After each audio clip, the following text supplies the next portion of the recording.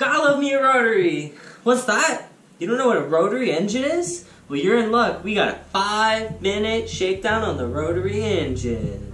The rotary engine is like any other engine. Takes an air-fuel mixture, does some compressing, ignites it with a spark, and boom! No. Not that severe. More like a which drives our vehicle. The only difference is how that explosion and how it's turned into power occurs. In a normal car, there's spark plugs, valves, pistons, crankshafts, camshafts, springs, slumps, exhaust valves, water pump, exhaust belt cover, conrod, oil pump, piston rings, connecting rods, turbocharger, catalytic converter, and the engine block. The rotary engine is different. It has a rotor, housing, and a nut pusher.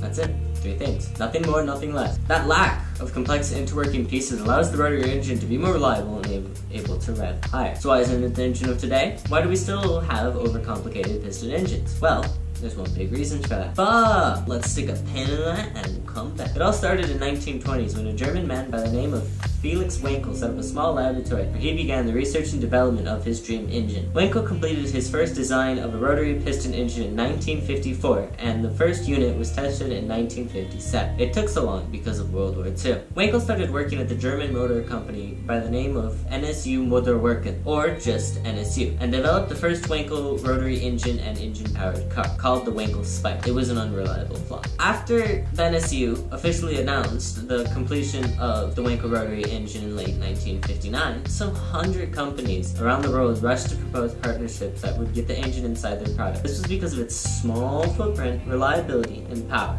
After receiving approval from the Japanese government, Mazda signed a formal contract with NSU to build their own rotary engines in July of 1961.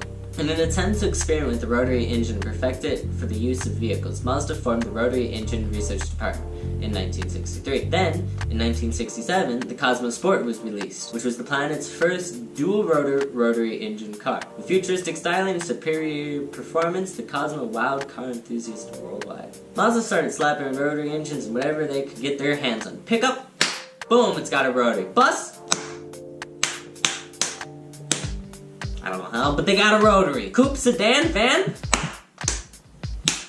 they all got rotaries. Everything was going fantastic for Mazda. Japan was booming with small, reliable cars, and the rotary was part of that. But in the wake of the exhaust gas regulation in 1973, Mazda worked on improving its rotary engine to improve fuel efficiency and emissions. This caused all of their big dreams to power the world off rotary engines to crash and burn.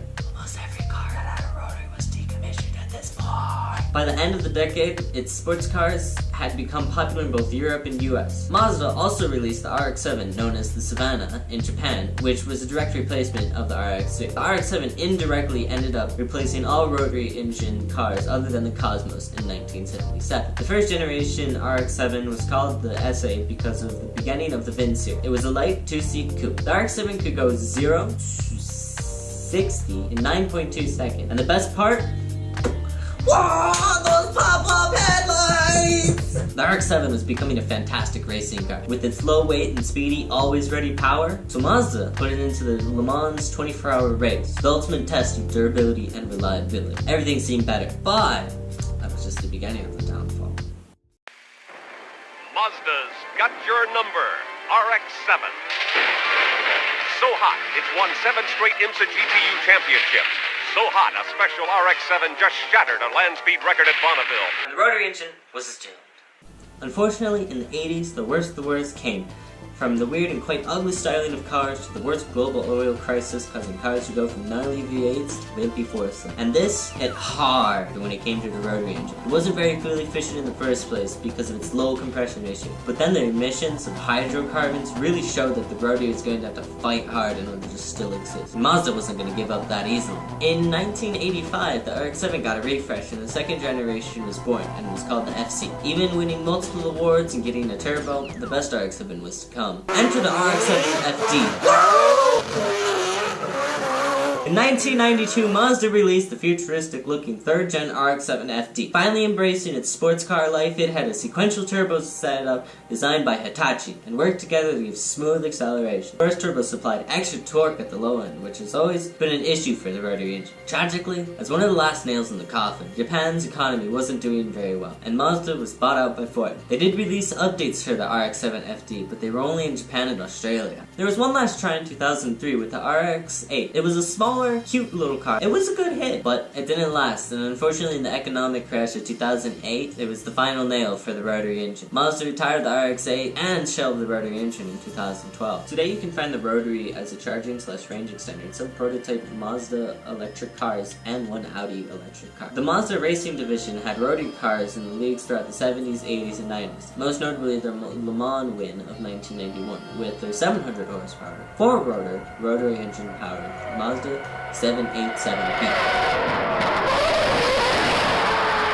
It took them 18 years to get that win, but when they did, it was fantastic. Also, in the IMSA GTU League, they dominated from 1982 to 1992. Winning more than any other model in their league. And that's it. There's the story of the rotary engine and why cars don't have the engine power in them today. It's quite a tragic story, but also quite an inspiring story. The only thing now is to hope that Mazda magically makes a new rotary engine sports car.